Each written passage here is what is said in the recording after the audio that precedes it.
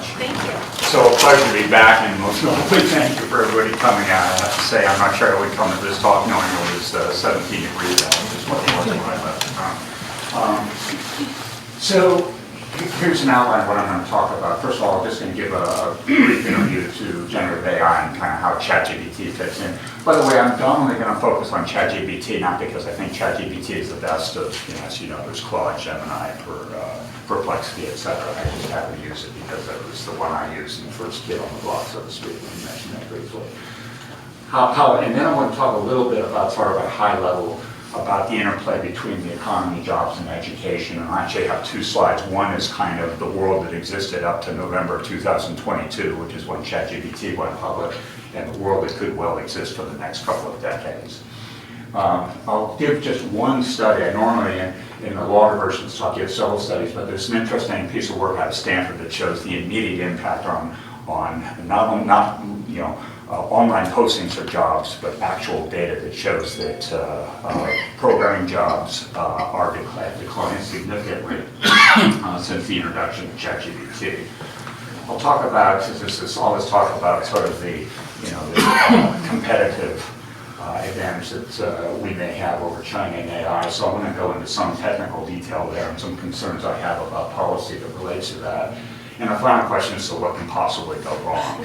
So that's, by the way, for the moment discussion. You start there. If I start there, I think everybody will get totally depressed and leave. So, by the way, I was here 2 years ago, to the day, actually, on March low. I thought that by one day. So what did I get most wrong when I spoke to you last time? People who might have been here might recall it. I think I probably had a slide that had about 6 things in the back end. What I really underestimated 2 years ago was just how good AI would be 2 years down the road. I never expected that ChatGPT, again, I'm focused on ChatGPT, to do the kinds of things that it can do. I mean, I'm just astonished in my daily use of asking and interacting with on very complex topics how well it does. The second that I completely missed, and I think other people did as well, I really underestimated the extent to which humans would form what I'm saying are harmful emotional relationships with AI chatbots. That was not on my radar certainly 2 years ago. And one very unfortunate, tragic incident occurred in the past year in Greenwich, where a 50-year-old man became very attached to ChatGPT and became convinced in a long interaction with ChatGPT that his 80-year-old mother was conspiring against him. The chat scripts from that interaction are nothing short of scary, the way ChatGPT led this person down a path that unfortunately ended in tragedy. And as a small point, unfortunate point, the heirs of the woman who was killed are suing OpenAI because of that interaction that clearly accelerated his traumatic experiences and thoughts around what his mother was doing. So let me give you a quick overview of sort of where we are in this roadmap with AI. So AI has been, certainly the expression, the definition has been around for a while. This is largely the same definition as for decades: theory and development of computer systems able to perform tasks that normally require human intelligence. Now, under the covers is something called machine learning. That's the sort of the academic underpinnings of AI. It's my background. Just to give you an idea how you interact with these traditional systems every day, if you use Netflix, or for that matter, any streaming service, you of course get push recommendations. Those recommendations are done by a reasonably straightforward machine learning algorithm that is learned by examining a history of data on Netflix of viewers, users in their terminology, and films, items, and being able to do inference to recommend if user I will like film J, and then push you recommendations based on that inference. Traditionally, AI has been kind of measured by its capabilities. It beat Eric Kasparov in 1997, the two best players in Jeopardy in 2011, and more recently, the best player in Go, which is order of magnitude more complex than chess. So where we are now is here, generative artificial intelligence, sometimes called Gen AI. So up here, these systems basically exposed to very large volumes of data, could learn to do very interesting things, recommend content and so forth.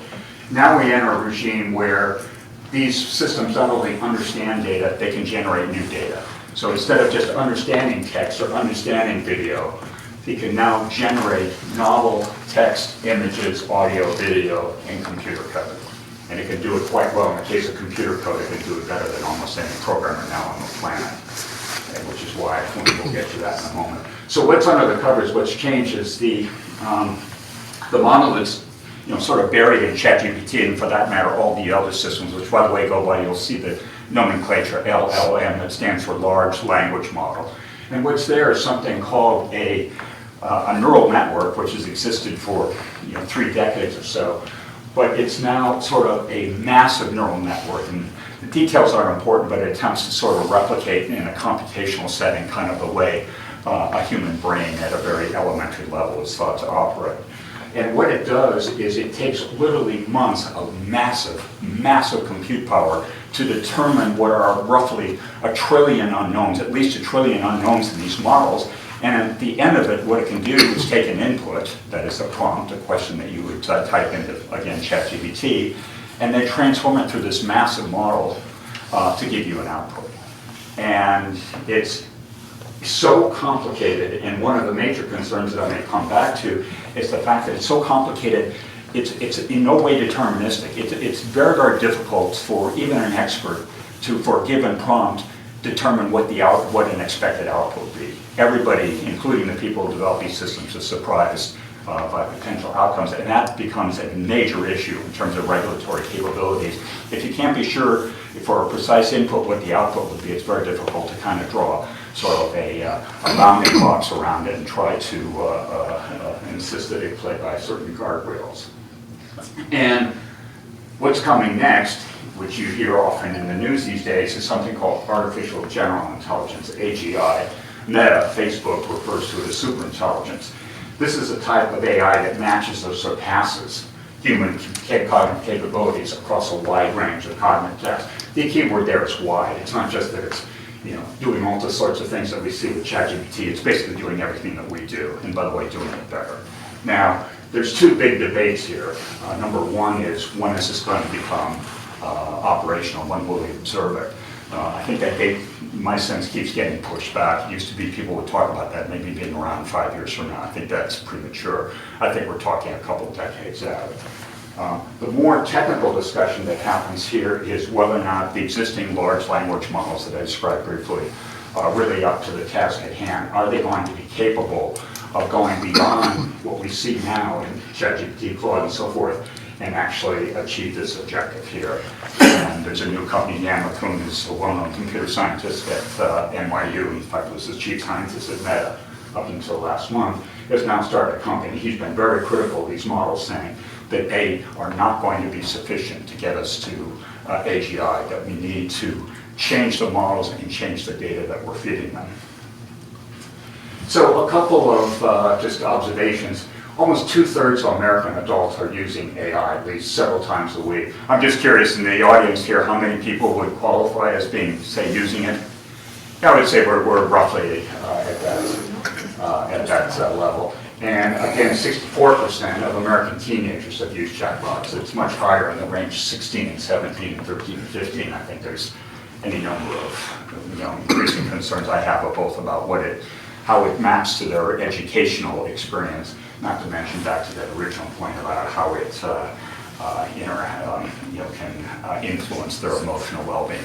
Okay, quick, but I can't. I was just going to say, to the people that didn't raise their hands, by the way, when you do a Google search these days, it will often just take you to give you an AI. So those people who don't think they're using it, it's more insidious than that already. So there are a number of concerns about AI that I want to express, because I think this is kind of getting lost, that everybody just assumes everybody's all in on AI. That's not the case, it's not the whole thing. Interesting enough, only 17% of American adults think AI will have a positive impact in the US over the next 20 years. And that's pretty amazing. So you line up 6 people, only one of them thinks it's going to be positive. That kind of surprised me. That, by the way, is from Pew Research Center. It's done a lot of, I think, high quality polling in this area. 71% of voters are now worried that AI is going to put too many people out of work permanently, okay? And we'll talk to that.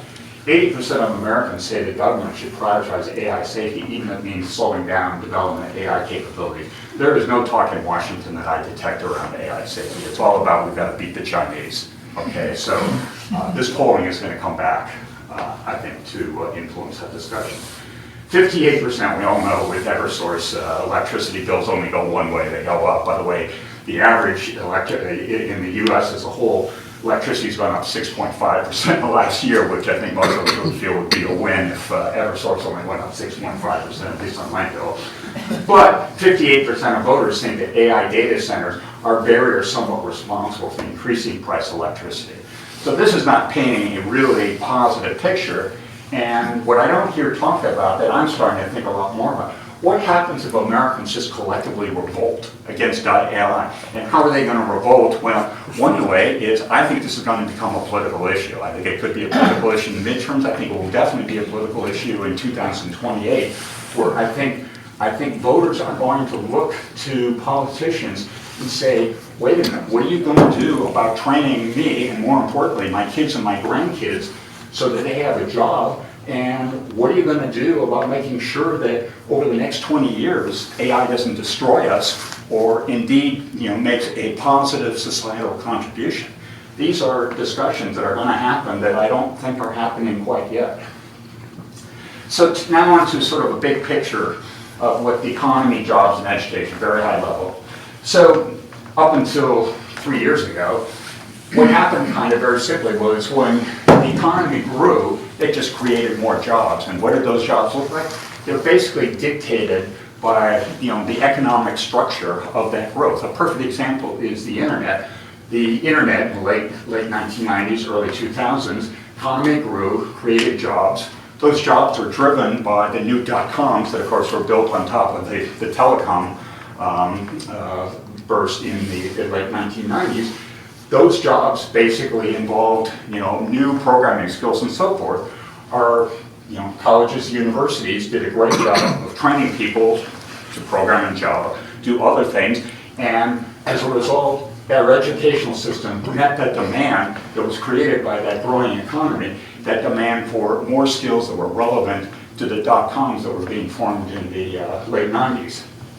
So, on the other hand, then, as the internet continued to grow, and I mentioned before machine learning became possible because we had so much data, all of a sudden we started producing, a new class of graduates that understood data science and machine learning and so forth, and they were able to take this data and then basically drive new innovation, most notably the underpinnings of what we're seeing now in AI. So we had this very nice kind of loop here. Economy grew, created jobs, education produced the skills to fill those jobs, and then those people went on and created the underpinnings of AI, and that worked beautifully in this simple view from the year 2000 all the way up to 2022. And just a couple quick comments. I mean, I don't think anybody would disagree. Our educational system's not perfect, but I will argue it fostered the innovation research that's basically fueled that growth.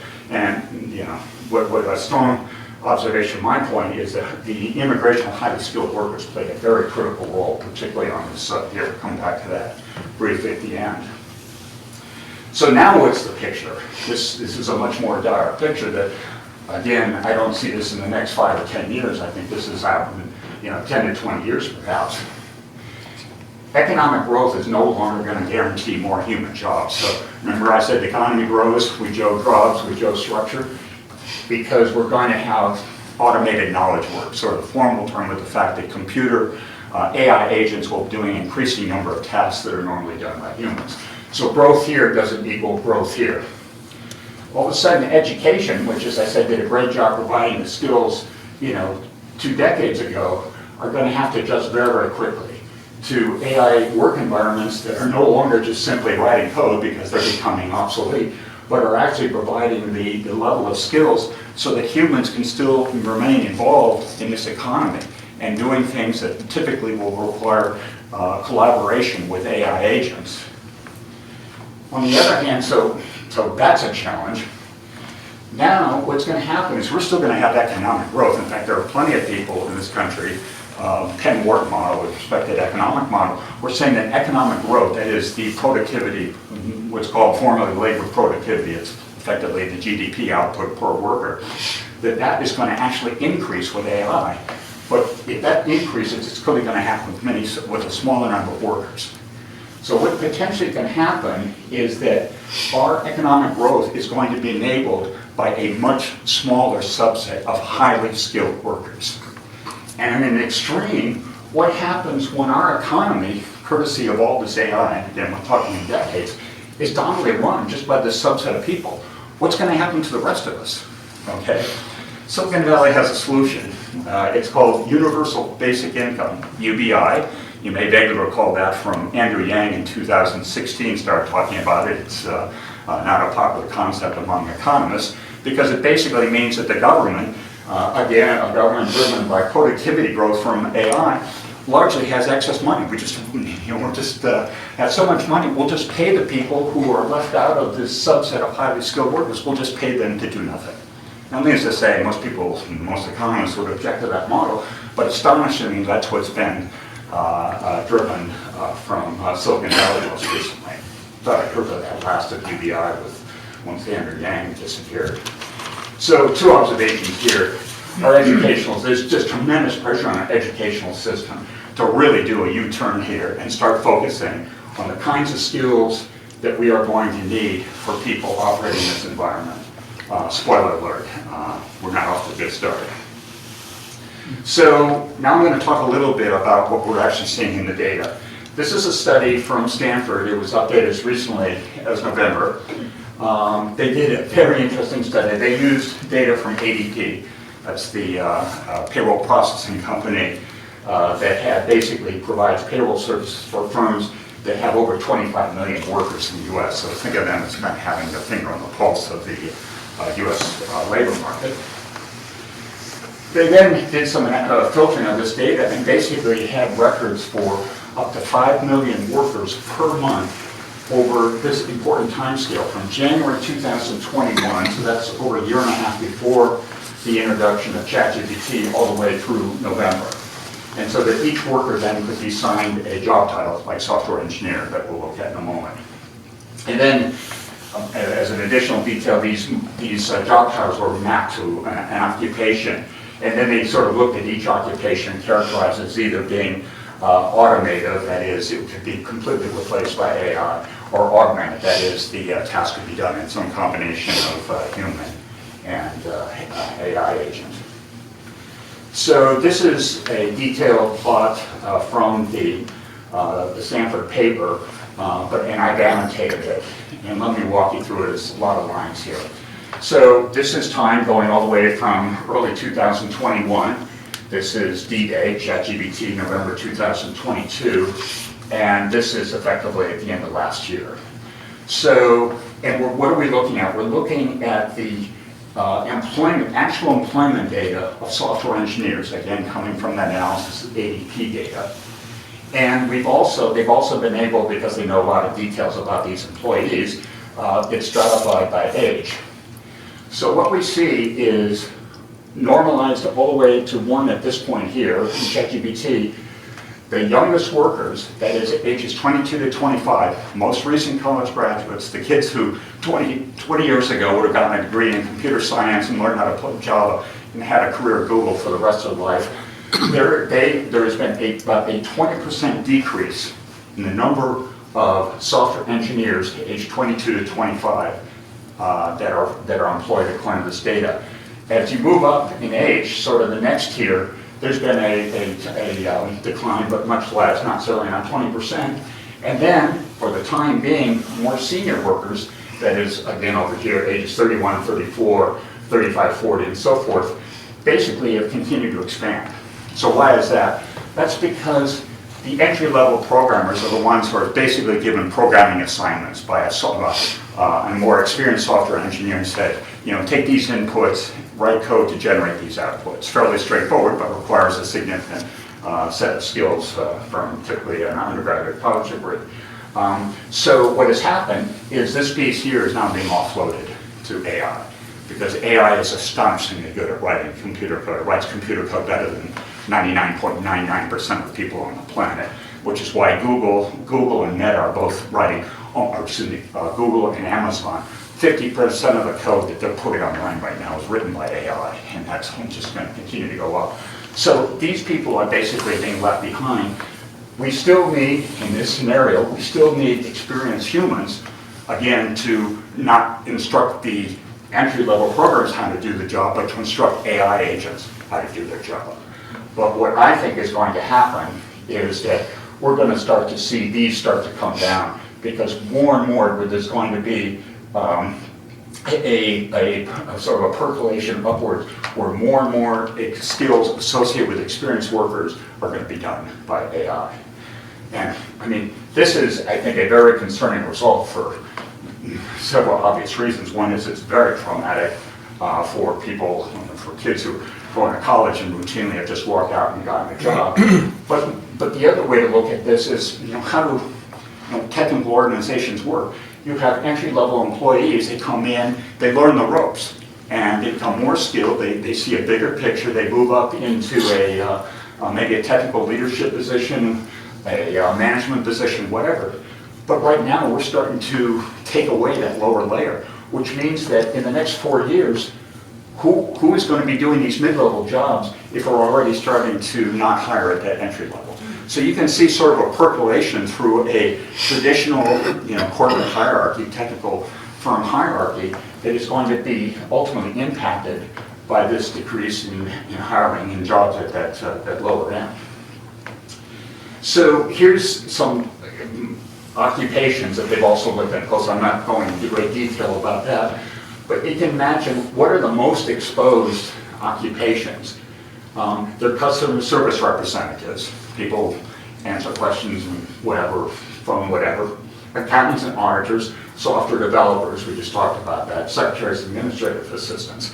Typically people, more or less white-collar jobs or quasi-white-collar jobs that require, certain, fairly routine technical skills, and be some more advanced in some other cases.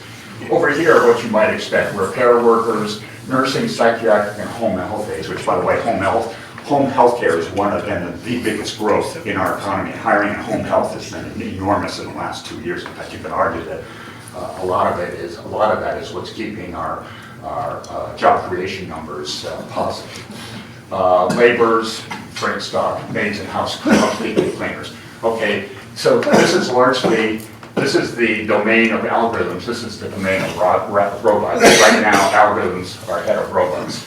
So again, a more general observation: early career workers are being affected. I showed you 20% in computer programming, but in these as well, you see the same sort of trend. And then in less exposed fields, these, for the time being, are remaining a little bit stable, continuing to grow, but as I said, I don't see that happening. And Amazon's been in the news recently. They just yesterday announced a layoff of 16,000 workers. A month or two ago, they laid off 14,000. By the way, that's not dominantly in the distribution center, so it tend to be higher-end corporate jobs, in my understanding. But under the covers, what Amazon's trying to do, I think we all sort of understand at high level how Amazon works. They have these massive distribution centers. Your order shows up on the screen there. Typically, a human worker goes and finds your, ASIC size 14 sneakers, puts them in a box, and ships it to Ridgefield, Connecticut.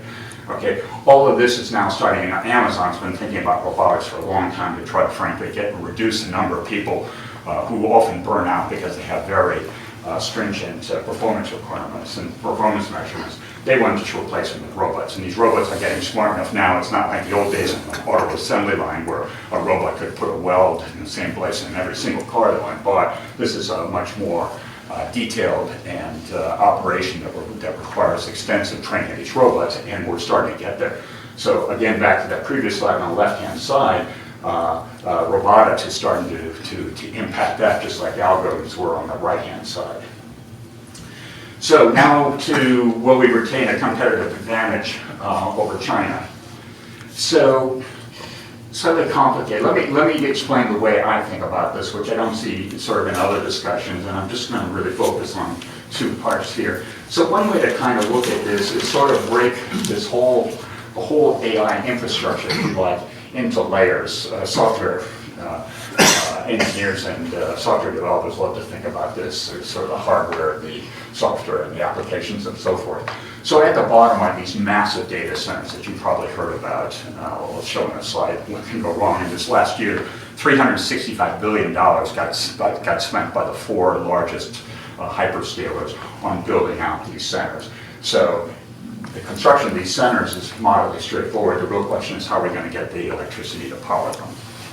And that's sort of bringing back new energy into the discussion. On top of that, what are in these data centers? Well, there's 2 massive forms of technology. One is the actual chips, very high performance chips that implement these algorithms, and the other is massive cooling because these chips run very, very hot. They're not air cooled like your laptop or your home computer.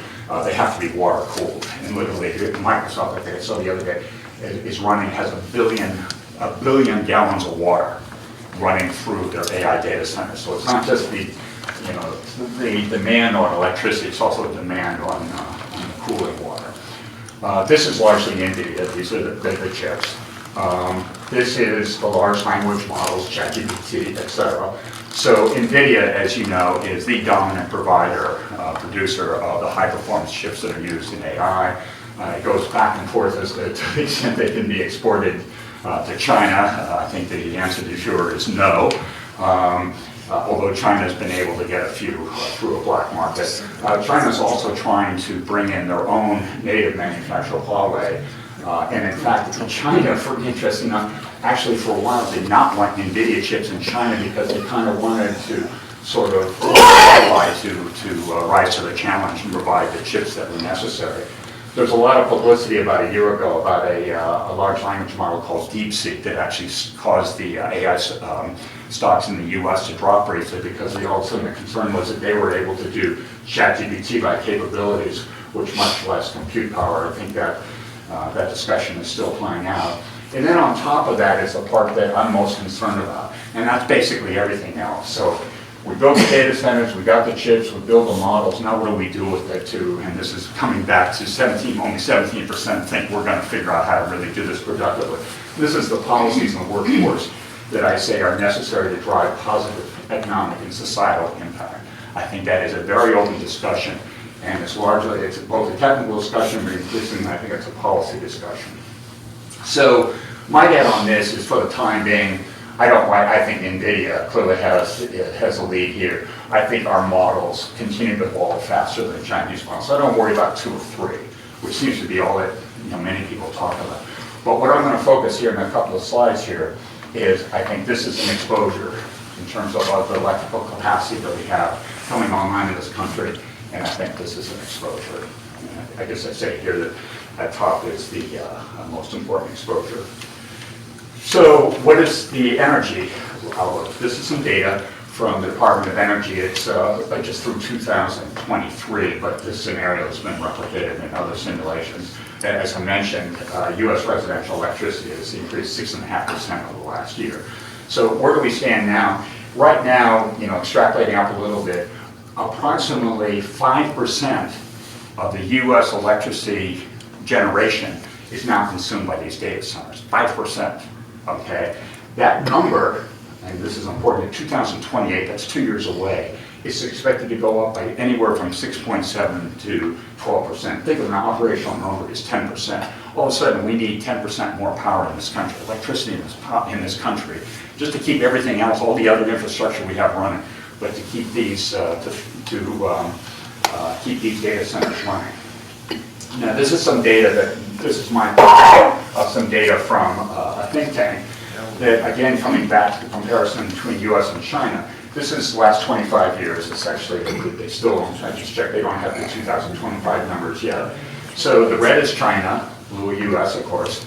And what you can see is China has gone up linearly. And this is the electricity generational capacity. This is all the electricity that is generated in the U.S. and China. By the way, since we effectively can't store electricity, this is demand is equal, this supply is equal to the demand. So if you ask, well, why is the U.S. flat and China A lot of this is because of conservation policies in the US. We've done a better job, frankly, in terms of reducing per capita electricity usage in the US. So this is not necessarily bad news.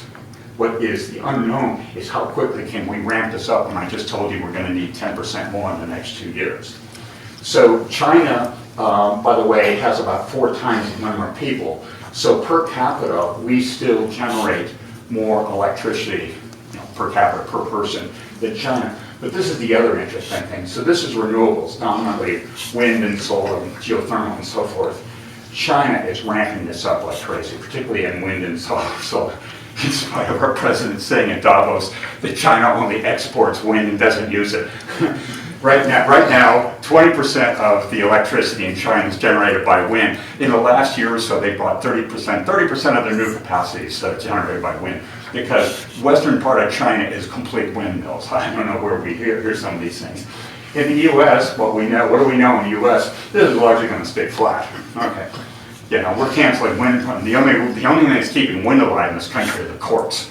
Okay, because they've now overturned Empire Wind off of Brooklyn, Renaissance Wind off of Rhode Island, and so forth, are back up and operational. But so what is going to happen, depending on how this blue line moves, China in another couple of years could be generating the same amount of electrical capacity using renewables, dominantly wind and solar, as the U.S. is generating from all sources, again, dominantly including coal and natural gas. So now I want to talk about what are we doing in this country in terms of producing that kind of science that is going to drive the new innovation on top of all the chips and the large language models that we hear about every day. So this is what happened on October 1st. U.S. science has basically been decimated. These are the cuts in major agencies. This is just a handful, just to keep the slide small. Let me just talk, I didn't know a fair amount about NSF, National Science Foundation.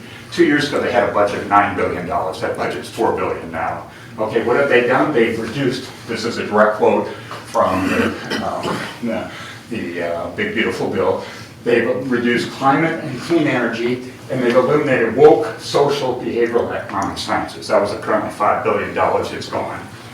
What are we doing in the science budget, Department of Energy? Cut of 14%. What are we doing with NASA? 47%. And that's just a handful. So what's the net? We have cut research, federal funding for research in this country by 22%, basic research by 34%. How's China doing? China increased their spending in research, it's expected, by 10% in 2025. So while we are cutting research in this country, federal funding for it, China's increasing it. So you may say, well, wait a minute. Why does all this matter? I mean, we have the large language models, we got the chips, good things will happen. I mean, that's an okay argument. In my experience in technology, the real innovations, again, coming back to that, they happen at the top. Sure, we got the chips, massive innovation. Sure, we have the large language model, massive innovation. But the things that are really going to drive the impact in this country, and by the way, getting back to the 17%, only 17% of people think good will come, it's going to be all the amazing things that scientists, whether they're operating in the life sciences, the physical sciences, climate research, whatever, those are going to be the people. They may be like me, they don't know the details of large language model, but they know how to do very, very cool and innovative things with that. And with this kind of environment, and by the way, what has happened? The people that were laid off from NIH are still employed. They're employed in Paris. France has been recruiting these people left and right. Okay, so we are in an environment that is just completely contrary, not only to sort of a sensible view of how we're going to be competitive, but it's already, I think the American people are starting to realize that, wow, what are we really doing here if we want to have a true leadership? And by the way, I'm not 100% sure that the right way to view this is, well, are we beating China? There are economic advantages to doing that, by the way. One of the major things is we have a huge trade deficit in this country in goods. We have a trade surplus in services. So less than a political discussion. Our national trade deficit is 1.2 trillion. About $1 trillion of that's from goods.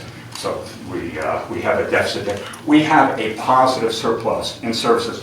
where are the services innovation going to come? This is, you're looking at it right now. If we don't win this war, I hate that nomenclature, we are going to limit our ability to export continued high-end services, which is what we do now successfully, because as I say, we have a positive trade budget, deficit, a positive surplus. So this is key across the way.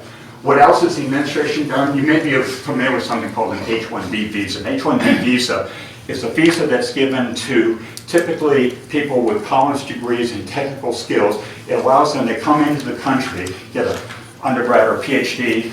With a student visa. They then go to work for a U.S. company. That U.S. company has to go and apply for an H-1B visa for them. And that there's and this has been true for a while, there's a quota on an H-1B visa is approximately 80,000 a year. Traditionally, for as long as I've been around, these visas were about $10,000, you know, a small investment. The administration has now increased these to $100,000. Okay, so what is going to happen right now is that more Chinese AI scientists, which by the way dominate our development in this country, is largely done by non-US citizens. I mean, that is a fact that nobody talks about. The people who are writing the code at OpenAI, for the most part, are not US graduates. So what are these people going to do? They're going to go back to China. So if you really feel that we want to win the war with China, this is one of the first things to go after. One other point. I mentioned at the beginning, Meta refers to artificial general intelligence as super intelligence. So they, with a very prominent announce in July, said that they were hiring 11 top AI scientists. They were paying like $100 million to equity, obviously, to recruit. 7 of those 11 that they identified were born in China. 10 of the 11 were born outside the U.S., which, by the way, means that they need to pay for an H-1B visa. Now, I'm going to go out on a limb and say that Meta can afford to pay a guy, if they're paying a guy $100 million, can pay $100K for their H-1B visa. On the other hand, there are plenty of small companies that can't do that. So, I'll be blue. This is insane. This is completely insane. So, usually in other talks, I've gone through a lot of detail. I mentioned briefly, kind of, looking at where, where employment has gone in this country. Obviously, you can't read this slide. The takeaway is, at the end of World War II in the U.S., 45% of people were in what are called goods-producing jobs. What are good-producing jobs? They're dominantly manufacturing, construction, and coal mining. Coal mining is like 50,000 jobs. That was 46% at the end of World War II. It's now down to 13%. Manufacturing in this country is 8% of jobs. Okay, services right now in this country are 86%. So that's service providing. And what are service providing jobs? They are finance, healthcare, legal, education, and so forth. Kinds of jobs that we typically associate with white collar. And that's why and technology has largely grown that. And as I say, we have a positive trade surplus at that end and a negative one here. So, of course, as we know, the administration's view is all we need to do, and the president and the Commerce Secretary, I'm not making this up, have said that we want to return to manufacturing jobs that exist in the year 1979. Why 1979? That's when manufacturing in the U.S. peaked. We would need to, in order to recover that, we need to add 25 million manufacturing jobs in this country. Right now, it's 12.8 million. By the way, they've been dropping monotonically month over month here in this year. So instead what we're doing is we're producing a lot of executive orders. That's a totally different talk that I give on what's happening with regulation. And the good news is we're banning woke AI. That is an executive order that came out last month. So just like we want to try, and don't worry, I'm not an expert on woke, so I won't give you a clear definition of that. But we are largely rearranging debt furniture on the Titanic right now, because the iceberg is there. We know it's there. I just showed you the data that's telling us that. And that iceberg is coming. Instead, we're messing around with, what are we doing? We're not even limiting it. And the other thing I missed 2 years ago, I thought there would be some federal regulation around AI. As you know, probably there is no federal regulation. In fact, the administration has tried in December to ban states from having any regulation for the next 10 years. By the way, 38 states, including the state of Connecticut, have regulation around AI. Now, I think it's a good idea to have, I can understand why we need a federal policy on AI. It's that important. But banning the states from doing it when the federal government can't do it is a problem. Why can't the government do it? Because AI strategy in the White House is run by David Sachs, who has an investment in dozens of these companies. And even if he were inclined to regulate the industry, which he's not, there's no way he's going to do it because all of his friends are basically capitalizing that company. Okay, and what has changed in 2 years in this country, and it's not just because of the change of administration, it's the AI companies themselves that were almost pleading for regulation 3 years ago because they saw what happened with social media, and frankly, they wanted the government to regulate them, so if something went bad, they could say, well, it was the government's fault, they didn't properly regulate it. Instead, we largely have nothing. So my point of view is, let's stick with what we know, what is driving the economy, what is driving our trade surplus. Let's invest in AI-able jobs, that's easy to say. And what does this take? This takes something like we did in the 1960s, where we decided, as President Kennedy called on the nation to put a man on the moon in 1961 by the end of the decade. And of course, we met that in the summer of 1969. We need that kind of initiative. We need to focus on our educational system to completely reboot so that people aren't going to be left behind, as I said, when we transition to AI.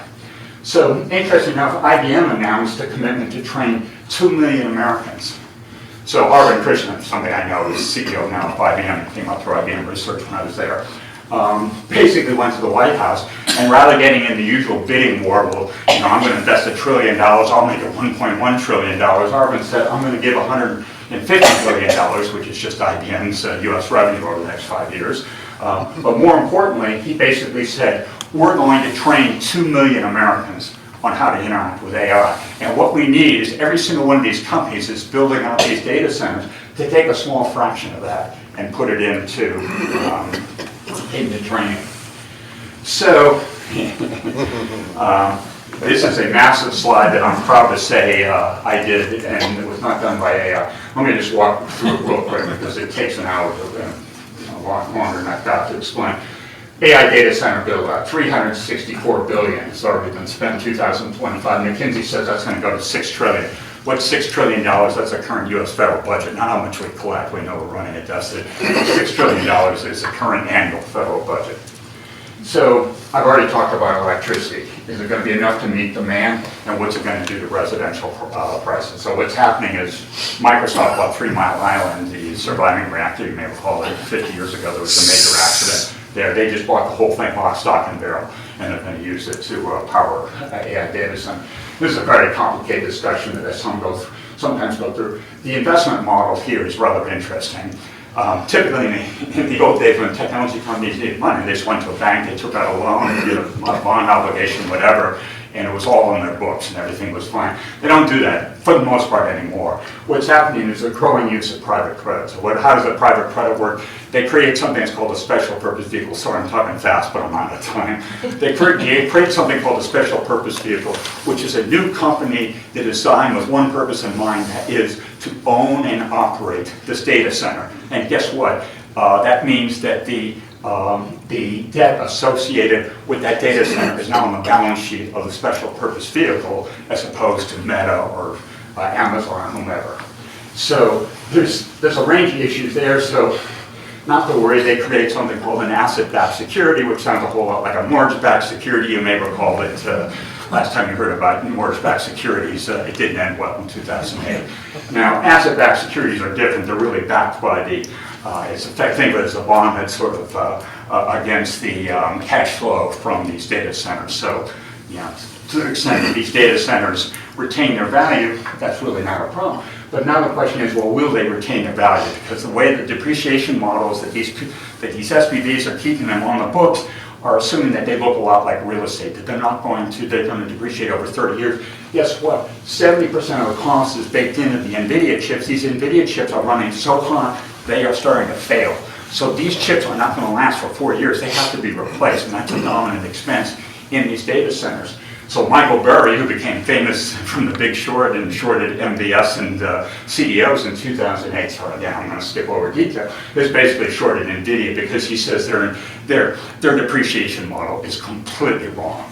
Okay, who knows? The other thing that's a little bizarre about this industry is that everybody's in bed together, to use an old expression. NVIDIA has it's invested $100 billion in OpenAI. So what did OpenAI do with $100 billion? Well, they went back and bought $100 billion worth of chips from NVIDIA. Okay, so that looks pretty good. Now, is that a reason for concern? I mean, what can go wrong? I mean, I'll leave it to other people, but I'm just saying that the financing model here exposes some concerns, and you may know that private credit's been in the news a lot lately, not in connection with the SPVs that are being formed here, but more generally, and people, I think it was Jamie Dimon referred to it as a cockroach, that we're still waiting for more cockroaches to appear. And, I'll let Jamie Dimon weigh on whether or not the cockroach is over here. What is this doing to the U.S. economy? 92% of first half 2025 GDP growth was due to AI, from Jason Furman, who was in the Biden administration, now is in the faculty at Harvard. That may be a little bit high, could be 70%. It's dominantly driving the U.S. economy. So that's the way it is now. This is the way we want it, the circular line here. This is really what we need. If you're worried about an AI bubble, this is what you need to see. You need to see companies coming forward and saying, we are demonstrating return of investment because of our investment in AI. By the way, it could mean fewer workers. But this is where the real growth is going to come. This is just holding out for the time being. Stock market's not the economy, because Paul Samuelson said that the stock market has predicted 9 of the last 5 recessions. So a stock market is not a proxy for the economy, but it's useful to mention that 75% of post-ChatGPT SP 500 gains are due to AI, dominantly in the Magnificent Seven. Remember, there are other companies. Palantir is a perfect example. It's largely driven by AI. That's not part of the Magnificent Seven. So why does that matter? Because stock market gains are basically propping up the stock market, because if you look at the Michigan consumer sentiment, which has been very, very low, if you stratify it by income, the highest 20% of income earners in this country feel great because they're looking at their portfolio every day and hoping that things don't fall apart. And what is that doing? That means they're outspending. 70% of the U.S. economy is driven by consumer spending. So these gains are producing higher confidence in top 20% of U.S. spenders, and they are rewarding the economy with their spending. We've talked about this U.S. labor market. GDP growth is going to be produced with fewer workers. And one final and pretty impressive slide on that was all done by good old-fashioned human labor. This is the other point that I haven't mentioned that I feel very strongly about. If we have a recession, I have no idea when a recession is going to come, but it will come because recessions always come. What is going to happen is U.S. employers are going to batten down the hatches, and the CEO is going to go to the CFO and say, when we come in, here's where I want to be when we come out of this recession. And guess what? He's going to tell the CFO, I want to be at a much lower head count, but have higher productivity, because I want to take this time, when we're trying to, sort of stay afloat, to really reinvest in AI. So I think that when we have a recession, everything that I told you here, if you didn't feel bad enough, I think could accelerate, because I think companies are really, really going to turn and produce a different view of how they want to move forward with AI. And as I said, what happens is the public just says, listen, I'm tired of worrying about my job. They're already worried about their jobs just because of general concerns about the economy and hiring and so forth. We see that in consumer sentiment. But on top of that, layer on top of this, and you can see why they would be concerned. So final slide. I've given you more than one observation and 2 opinions. Probably hiring opinions, but I'll give you what I see. AI is going to reduce a significant number of white-collar jobs over the next decade. I think the data is pretty convincing there. I would say that, as I said, we are rearranging deck furniture on this Titanic, because the tsunami's up here, the iceberg's up here, and we are not doing anything about it. If you go back and sometime, if you're really interested, go back and read the executive orders that have come out of the White House this year on AI. I've got a whole table of them that I discuss in various interviews. It's not going to cut it. And the other point here, it could be almost everything I told you is wrong, okay? Because I have never, now obviously, I don't think anybody has ever seen this level of uncertainty around our future work and education. I have 2 grandchildren who are under the age of 3, so 15 years from now they'll be entering college. I have no idea what their educational trajectory and their subsequent career trajectory look like in 15 years. Whereas in my case, I probably had a pretty good idea, and in my son's case, I had a pretty good idea. There's no idea. So, I mean, maybe something will change. It will be like the Industrial Revolution, and we'll get through it. On the other hand, I think this uncertainty is going to affect us. It's starting to affect the economy right now. So sorry, I ran over a few minutes. Let me stop there and take questions.